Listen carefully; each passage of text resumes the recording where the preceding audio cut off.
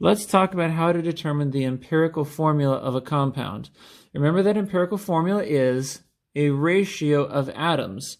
Sodium chloride, for example, is 1 sodium for every chlorine. Magnesium chloride is 1 magnesium for every 2 chlorines, etc. We're going to use this percent composition to determine what the ratio of atoms is and therefore what the empirical formula is. So we need to figure out how to get a ratio out of this. What we're going to do is we're going to assume a 100 gram sample.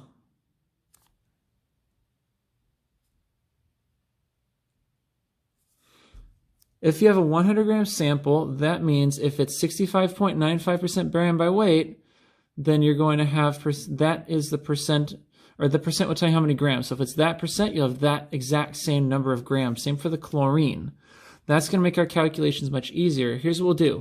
We're going to take this gram, we're going to take this, pretend it's grams, and we're going to take percent and assume that it is grams, because in 100 gram sample, the percent is the same as the grams. And then what we're going to do is we're going to take the grams and convert to moles. And then we're going to find the ratio.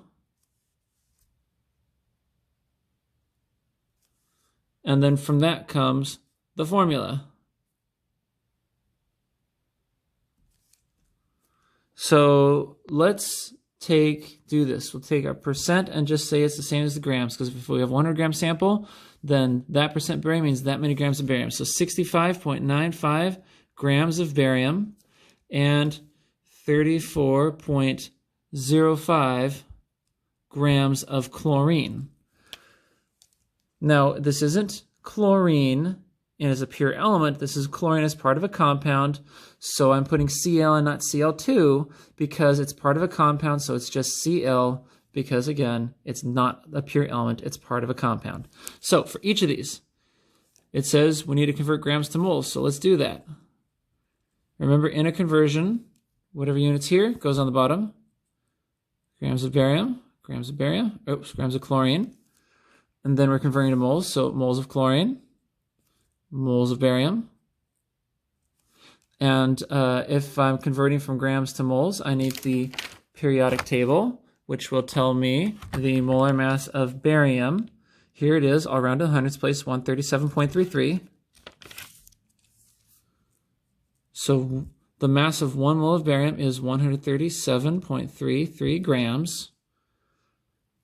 Notice that we tend to put number 1 by mole always when it comes to these types of calculations in this particular unit anyway. Here in this case, we look at chlorine. We're going to round to hundreds place, 35.45 grams. So 35.45 grams is the mass of 1 mole of chlorine atoms. So 1 mole of chlorine atoms, as in this number of chlorine atoms, has this mass in grams. The exact same number of barium atoms has this mass in grams. As in, this represents the same number of atoms, but because these different atoms are different sizes, they have different masses. Okay, enough of that. Doing the calculation, this divided by this gives a number that is approximately this.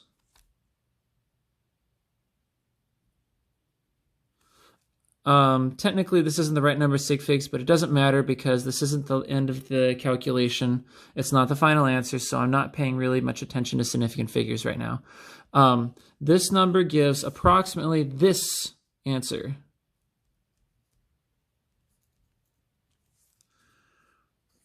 So here's what I'm going to do. Okay, I just converted grams to moles. Now I need to find the ratio, and the way I find the ratio is divide by the smallest number. I'm going to divide by the smallest number.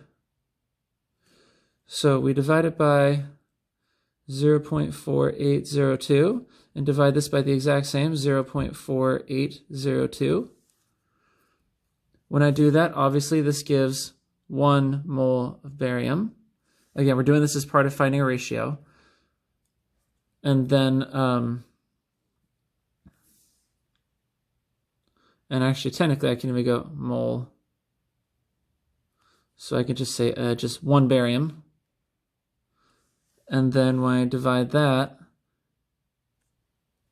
it's this comes out to, let's see, 0.9605. Oops.